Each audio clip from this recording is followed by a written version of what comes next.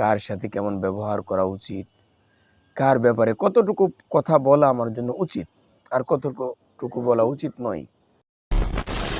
আমাদের সমাজে আমরা বিভিন্ন শ্রেণীর পেশার মানুষ আমরা একসাথে বসবাস করি।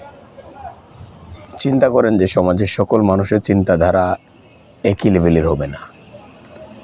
এক একজনের চিন্তাধারা এক এক রকম হবে, এটাই স্বাভাবিক। এক একজনের মন মানসিকতা এক এক রকম হবে, এটাই স্বাভাবিক। এক একজনের মত পরামর্শ, এক একজনের চিন্তা ভাবনা, এক একজনের আদব কায়দা, এক একজনের মানার যোগ্যতা, এক একজন লিডার হওয়ার যোগ্যতা ভিন্নতা হবে, এটাই স্বাভাবিক। আল্লাহ তাআলা এভাবেই তৈরি করেছেন। আল্লাহ তাআলা সকলের জন্য একটা সুন্দর সলিউশন দিয়ে দিয়েছেন। ইন্না আক্রামাকুম ইনদাল্লাহি আতকাকুম, একটা মাপকাঠি দিয়েছেন যে আল্লাহ তাআলার কাছে ওই ব্যক্তিটা বেশি প্রিয় যে আল্লাহ তাআলাকে বেশি ভয় করে। সুবহানাল্লাহ। তাহলে দেখেন যে আল্লাহ তাআলা যেখানে বলেছেন যে আল্লাহ তাআলার কাছে বেশি প্রিয় ওই লোকটা যে আল্লাহ তাআলাকে বেশি ভয় করে। রিকশাওয়ালা হতে পারে, ভ্যানওয়ালা হতে পারে, শিক্ষক হতে পারে, প্রিন্সিপাল হতে পারে, জজ হতে পারে, উকিল হতে পারে, ডাক্তার, ইঞ্জিনিয়ার, যে কেউ হতে পারে।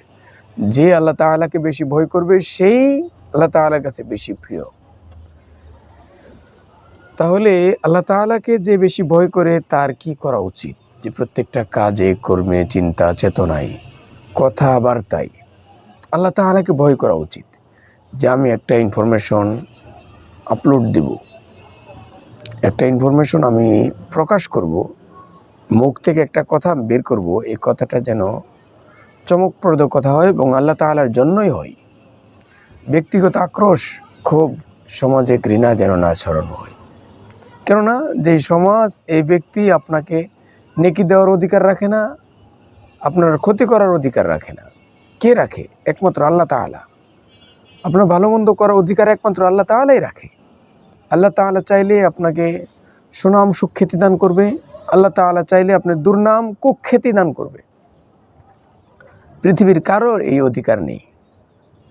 ইভেন এটাও নেই যে আপনাকে নেকি এবং বদি দেওয়ার অধিকারও মানুষের নেই। এটা কারো রয়েছে? আল্লাহ তাআলার কাছেই রয়েছে। আপনি একটা কাজ করলেন, নেকি কে দিবে? আল্লাহ তাআলা দিবে। গুনাহ কে দিবে? আল্লাহ তাআলাই দিবে।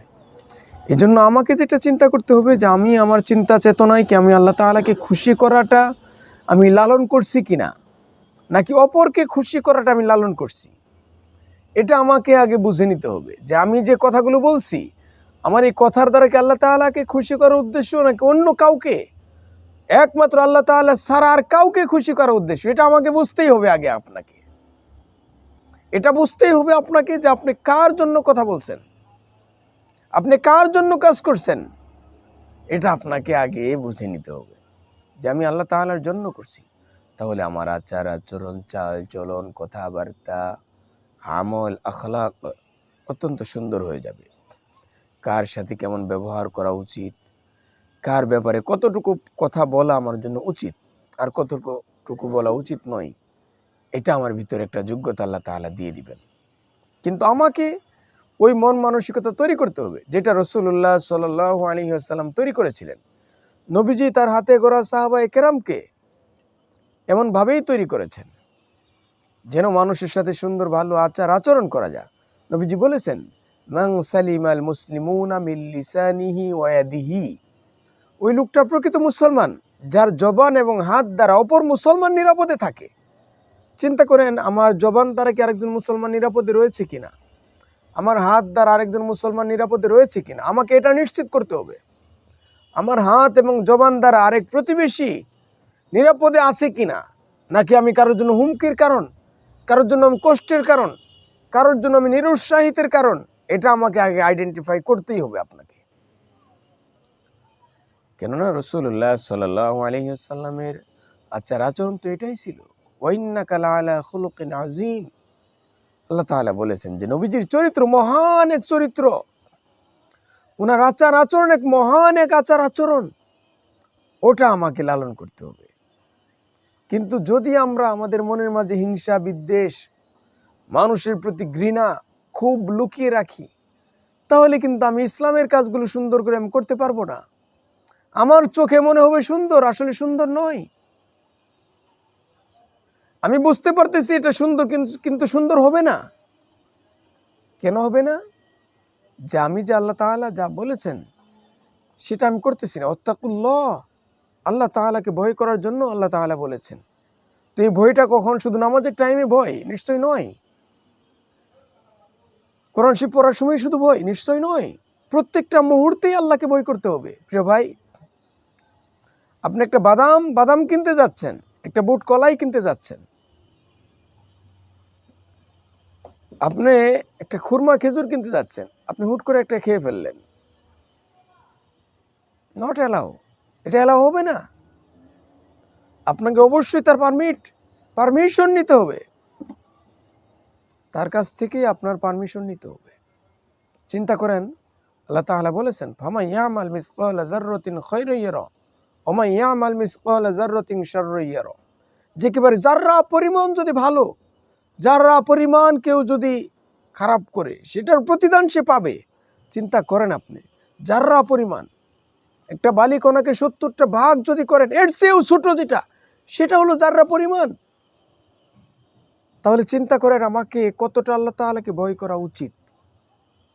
আমি কি একটা বাদাম পারমিশন ছাড়া খেতে পারি? আমি কি একজন মানুষের মান ইজ্জত ধ্বংস করতে আমি পারি? আমি একজন মানুষকে আমি হুট করে কাফের ফতোয়া দিতে পারি? আমি একজন মানুষকে আমি চিটার বাটপার বলে আমি বের করে দিতে পারি? আমি একজন মানুষকে আমি জুতা নিক্ষেপ করতে পারি? বলেন? আল্লাহ তাআলা বলেছেন, লা ইয়ারহামুল্লাহু মান লা ইয়ারহামুন নাস। যে মানুষের প্রতি দরদ করে না, রহম করে না, আল্লাহ তাআলাও তার প্রতি রহম দরদ করেন না। আমি শুধু মানুষের দোষ খুঁজে বেড়াই, মানুষকে ফাঁদে ট্রেপে ফেলতে চাই না। প্রিয় ভাই, এটা হয় না তো ভাই। আমি মানুষের রাস্তা বন্ধ করে দিতে চাই, এটা হয় না। আমার চোখে একটা কালো সানগ্লাস চশমা লাগিয়ে দিয়েছি, যেটা দ্বারা মানুষের শুধু দোষটাই আমি বুঝি, এটা হয় না প্রিয় ভাই। মানুষের গুণ দেখার জন্য আল্লাহ তাআলা বলেছেন, সুন্দর চশমা লাগানোর জন্য বলেছেন, যেটা দিয়ে মানুষের ফেয়ার বিষয়গুলো দেখা যায়, খুব ভালো ভালো বিষয়গুলো দেখা যায়। এই চশমা আমাদের চোখে দিতে হবে। এটা আমাদের তৈরি করতে হবে। আমাদের মনের একটা আয়না এমন তৈরি করতে হবে, নাহলে হবে না প্রিয় ভাই। এই জন্য আমাদের একটা প্র্যাকটিস করতে হবে। আল্লাহ তাআলা বলেছেন, ইন্না সলাতা তানহা আনিল ফাহশাই ওয়াল মুনকার। আমাদের নামাজটাকে আরো সুন্দর করতে হবে। তাহলে আমাদের অশ্লীল অন্যায় যত কাজ, চিন্তা, চেতনা রয়েছে, এগুলো থেকে আমরা বিরত থাকব। আপনি কেন হয়তো আরেকটা মানুষ সম্পর্কে খারাপ একটা আইডিয়া করবেন? বলেন, উচিত নয় তো প্রিয় ভাই। যে কোনো সময় আমি মারা যাব, আপনি মারা যাবেন, একেবারে সিম্পল ম্যাটার। এই জন্য আরেকজন সম্পর্কে আমরা আল্লাহ তাআলার কাছে দোয়া করতে পারি যে আল্লাহ, এই ব্যক্তিটার আচার আচরণকে আপনি সুন্দর করে দেন। আল্লাহ তাআলা তার দোষগুলো আপনি দূরীভূত করে দেন। তাকে সাজেশন দেওয়া যেতে পারে, পরামর্শ দেওয়া যেতে পারে, আল্লাহ তাআলার কাছে বেশি বেশি দোয়া করা যেতে পারে। কঠোর পরিশ্রম করতে হবে, অত্যন্ত বেশি বেশি ঘন ঘন যোগাযোগ, কমিউনিকেশন বাড়ায় দিতে হবে, অনেক বেশি কমিউনিকেশন করতে হবে। ধরে ধরে ব্যক্তিকে ধরে ধরে, মুসল্লিকে ধরে ধরে, বন্ধুকে ধরে ধরে, প্রতিবেশীকে ধরে ধরে আমাকে তার আচার আচরণ সুন্দর করতে হবে। আমারটাও খেয়াল রাখতে হবে, আরেকজনের আচার আচরণ, ঈমান, আখলাক, আমল সুন্দর করার চেষ্টা আমাদের অব্যাহত রাখতে হবে। এবং কঠোর পরিশ্রম, হার্ড ওয়ার্কিং, অত্যন্ত হার্ড ওয়ার্কিং করতে হবে। আমাকে পরিশ্রমী হতে হবে। Industry is the mother of good luck. পরিশ্রম সৌভাগ্যের প্রসূতি, এটা আমাকে বুঝতে হবে। ইন্না মা'আল উসরি ইউসরা। কষ্টের পরে আল্লাহ তাআলা সুখ রেখেছেন, এটা আপনাকে করতে হবে। নবীজি এটাই করেছেন, মানুষকে ধরে ধরে বারে বারে গিয়ে, দাঁড়ে দাঁড়ে গিয়ে বুঝিয়েছেন যে আচার আচরণ সুন্দর করো, তোমার লেনদেন সুন্দর করো, কথাবার্তা সুন্দর করো, মানুষের সাথে খুব সদালাপি হাস্যোজ্জ্বলভাবে কথা বলো, মানুষের গুণগুলো প্রকাশ করো, দোষগুলো ঢেকে রাখো। চিন্তা করা যা, আমাদের সমাজে এটার অনেক বেশি অনুপস্থিতি চলছে। আমরা বন্ধুকে ছাড় দেই না, শত্রুকে তো ছাড় দেই না, বন্ধুকেও ছাড় দেই না। এটা আমাদের তৈরি করতে হবে। পাড়া প্রতিবেশী, আত্মীয় স্বজন, বন্ধু বান্ধব সকলকে নিয়ে আমরা আল্লাহ তাআলার জান্নাতে যেতে চাই। এই জন্য আচার আচরণের মাধ্যমে ইসলামের সৌন্দর্য ব্যাপকভাবে প্রসার এবং প্রচার হয়েছে, আর এর দ্বারাই মানুষ ইসলামে ব্যাপকভাবে এসেছে। আপনি দেখেন নবীজির জীবনী খুঁজে আপনি দেখবেন যে নবীজির জীবনীতে কত সুন্দর সুন্দর চরিত্র বিদ্যমান, কল্পনা করা যায় না। রাসূলুল্লাহ সাল্লাল্লাহু আলাইহি ওয়াসাল্লামকে তায়েফবাসীরা এত নির্যাতন করলো,